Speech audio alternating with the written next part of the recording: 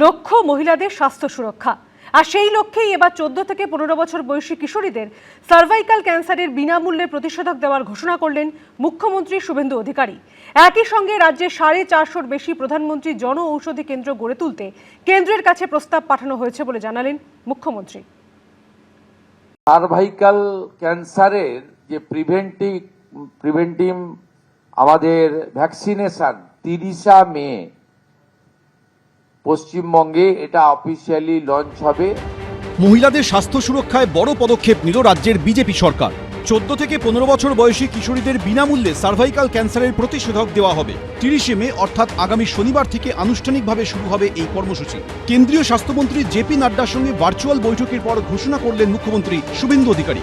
Cervical ক্যান্সারের যে preventive আমাদের ভ্যাকসিনেশন ফেব্রুয়ারি 2026-এ মাননীয় প্রধানমন্ত্রী দেশব্যাপী চালু করেছেন। পশ্চিমবঙ্গে 7 লক্ষের বেশি ডোজ ভারত সরকার তারা দিতে চান।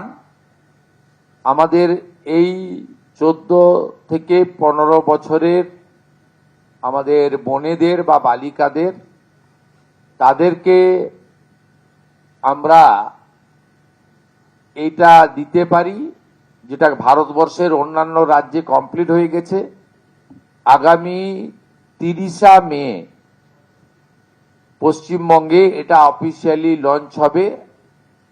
বিধাননগর সাব ডিভিশন হসপিটালে আমি নিজে এবং রাজ্য সরকারের অন্যান্য প্রতিনিধিরা উপস্থিত থেকে এটা শুরু করবেন।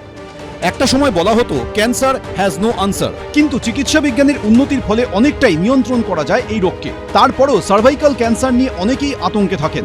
এবার প্রতিষেধক দেওয়ার ফলে সেই মারণ রোগ বহু গুণ এড়ানো যাবে মত চিকিৎসকদের। এটা কিন্তু ভারতবর্ষের জন্য অত্যন্ত প্রয়োজনীয় ছিল। জরায়ুর মুখের ক্যান্সার এর প্রধানত কারণ হচ্ছে এই এইচপিভি। আমরা যদি এই ভ্যাকসিন দিতে পারি তাহলে কিন্তু প্রায় 95% ক্ষেত্রে এই ক্যান্সারকে অ্যাভয়েড করা যায়। সকলের জন্য বিনামূল্যে এই টিকাকরণ করা হবে, যাতে আমাদের বোনেরা আগামী দিনে তাদের সার্ভাইকাল ক্যান্সার থেকে তাদেরকে আমরা সুরক্ষিত রাখতে পারি।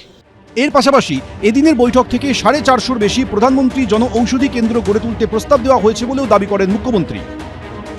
আমরা প্রধানমন্ত্রী জনঔষধি কেন্দ্র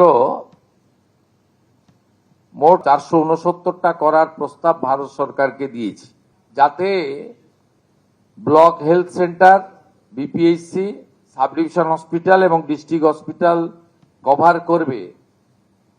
একজনের পরিবারে যদি মাসে ডায়াবেটিস থেকে হাইপারটেনশন থেকে শুরু করে ধরুন 2000 টাকার ওষুধ লাগে, এই 469টি সরকার নিয়ন্ত্রিত প্রধানমন্ত্রী জনঔষধি যোজনার সেন্টার চালু হলে এটা ধরে নিতে পারেন অ্যাপ্রক্স 200 টাকায় পৌঁছে যাবে। অন্তত 10 গুণ বেনিফিট পাবেন। রাজ্য সরকারের এই উদ্যোগের প্রশংসা করেছেন ওষুধ ব্যবসায়ীরাও। Medicines they can take on a subsidised rate. ওরা একটু খুব ভালো এটা সাবসিডাইজড রেটে পেয়ে যাবে। অ্যান্ড ওদের যেখানে 100 টাকা খরচ হতো সেই জায়গায় তো হয়তো 60 টাকা বা 70 টাকা খরচ হবে। যে মানুষের হাতে আরও টাকাটা বাঁচবে। So this is out of pocket এক্সপেন্সেসটা ওদের আরও কমবে।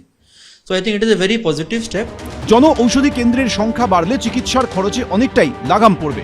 সরকারি এই উদ্যোগে খুশি সাধারণ ক্রেতারাও। আমাদের খুবই এটাতে সাশ্রয় হয় ওষুধ নেওয়ার ক্ষেত্রে। প্রত্যেকটা এলাকায় হলে খুব ভালো হয়। জনঔষধির যে ওষুধের দোকানগুলি বাড়ানো হচ্ছে তাতে আমরা খুবই খুশি। কম দামে যদি আমরা ওষুধ কিনতে পারি তাহলে আমরা খুবই উপকৃত হব।